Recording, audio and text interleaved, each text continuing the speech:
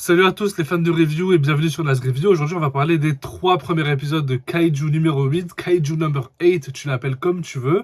Et honnêtement c'est frais, on va pas passer par 4 chemins, on va faire la petite review des 3 premiers épisodes. C'est délicieux Kaiju number 8, c'est ce truc dont on avait besoin et qu'on n'avait pas depuis un petit moment, tu vois. Les grandes choses qu'on connaissait par rapport à JJK, etc., Demon Slayer et tout. Là on a un nouveau truc qui est connu de base, en tout cas le manga est connu. Je sais pas si vous vous en rappelez mais il y a eu énormément de communication par rapport à Kaiju number 8 à l'époque, avec des vidéos sponsorisées avec plusieurs youtubeurs, dont Louis San, etc. C'était vraiment sympa.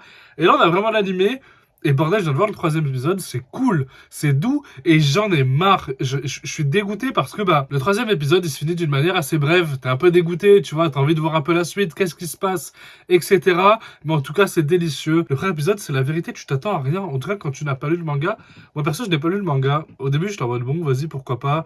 Tout le monde en parle, et j'ai envie de tester. Et finalement, je me rends compte que c'est vraiment sympa. Dans le sens où le premier épisode, il part vraiment en steak, tu vois.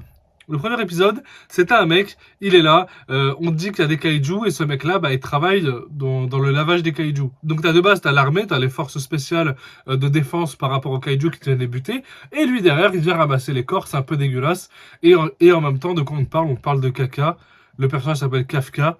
Bon, pas besoin de faire la blague, je pense qu'on a plus 15 ans, mais je trouvais ça sympa et le mec hyper sympa. Donc c'est un gars qui a 30 ans, tu vois, il se prend pas trop la tête, il est hyper cool. On te montre un peu la rivalité entre Kafka et le mec là aux cheveux blancs, je sais plus comment il s'appelle. Et ça dure quoi? Genre 7 minutes. Et après ils deviennent les meilleurs amis du monde, je trouve ça trop mignon.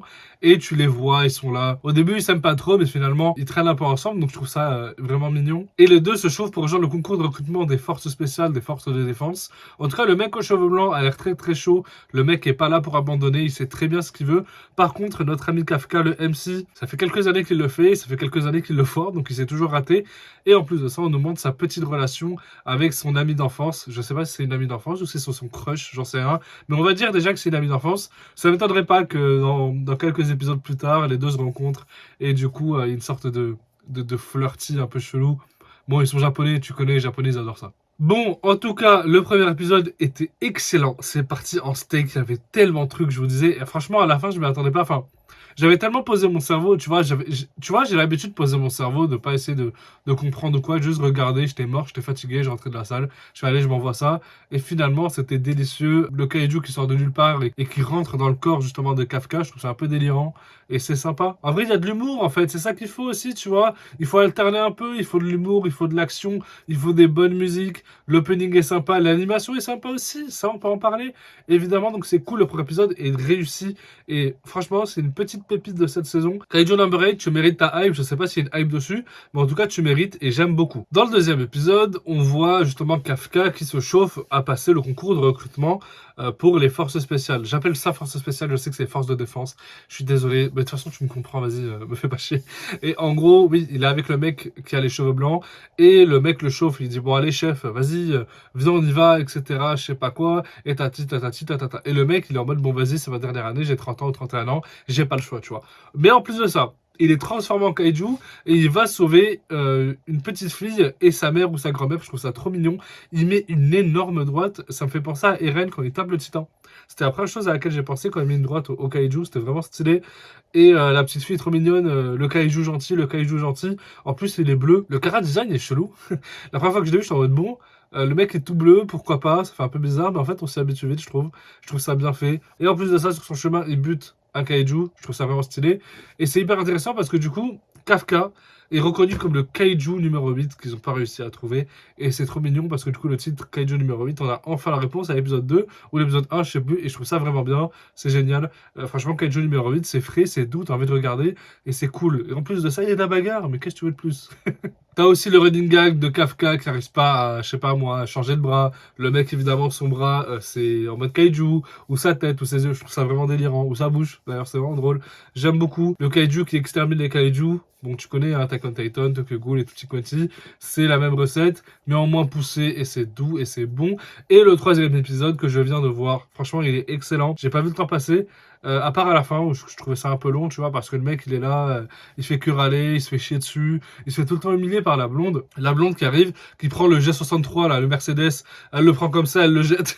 Ça c'est une dinguerie, tu vois, t'es en mode bon. Elle fait un peu penser à la meuf dans One Punch Man avec la gravité. Bon, ça n'a rien à voir, hein, mais c'est parce qu'elle est petite comme elle et du coup ça me fait penser un peu à ça. Et je trouve ça vraiment intéressant, ce personnage qui pousse justement notre ami Kafka à devenir meilleur que lui.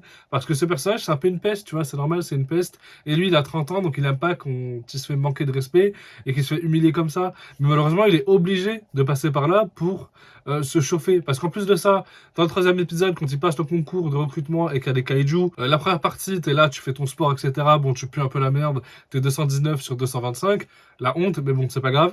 Mais en deuxième lieu, tu dois taper des kaiju dans une salle, évidemment. Donc toi, t'es là, tu galères, et en plus, tu te fais humilier.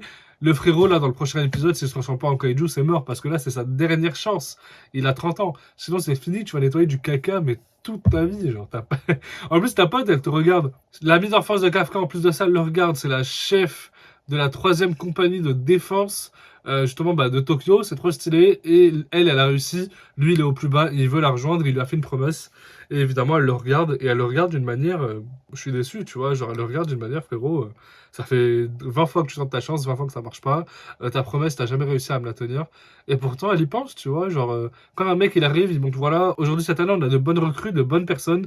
Ils ont l'air très, très chauds. Et quand elle voit Kafka, elle est en mode bon, ok, enfin, sans plus. Genre, ça se voit qu'elle est habituée, tu vois. Genre, qu'elle est gavée. Dans le prochain épisode, Kafka, il va se transformer ou il va faire une dinguerie, histoire de remettre les choses au clair, parce que de base, il avait 0%. Parce qu'évidemment, ils ont une combi. Bon, je pars en steak, hein, mais vous me suivez.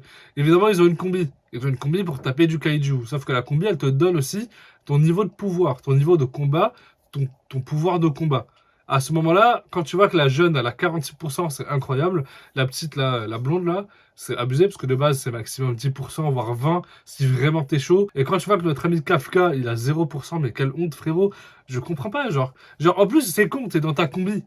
Si tu veux mettre tes pieds en kaiju, tu peux, personne va te remarquer, tu vois. Normalement, hein, si c'est logique, normalement dans le prochain épisode, c'est comme ça. Ne transforme pas ta tête, je sais que c'est compliqué à faire, mais transforme juste tout ton corps sauf ta tête, et tu les déglingues tous, mec. C'est la folie. En plus de ça, t'as réussi à soulever une voiture, mec. Enfin, je sais pas. Genre, réveille-toi, réveille-toi. Donc du coup, le troisième épisode, c'est un épisode de transition. C'est un épisode où on montre un peu la galère de Kafka et comment il va réussir à choquer tout le monde. Parce que là, il se fait humilier, mais le jour où il va choquer tout le monde, il va vraiment choquer tout le monde. Le jour où il fera un truc de fou, tout le monde va s'en rappeler et moi, j'ai hâte de voir ça.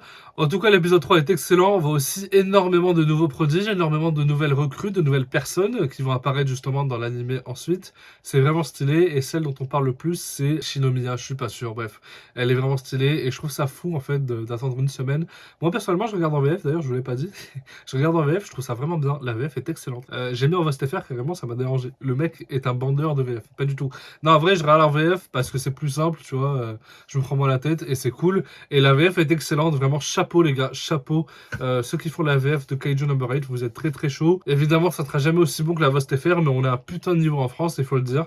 Bravo les frères, ceux qui ont fait la VF, c'est excellent. Et en tout cas j'ai hâte d'attendre l'épisode 4, ça passe hyper vite et il faut attendre encore une semaine, j'en peux plus, j'en ai ma claque et hâte de voir ça. Merci à vous d'avoir suivi cette vidéo, on se dit à la semaine prochaine pour une nouvelle review de Kaiju Number 8. N'oubliez pas de vous abonner, de liker tout petit coin et vous connaissez. À très bientôt, ciao.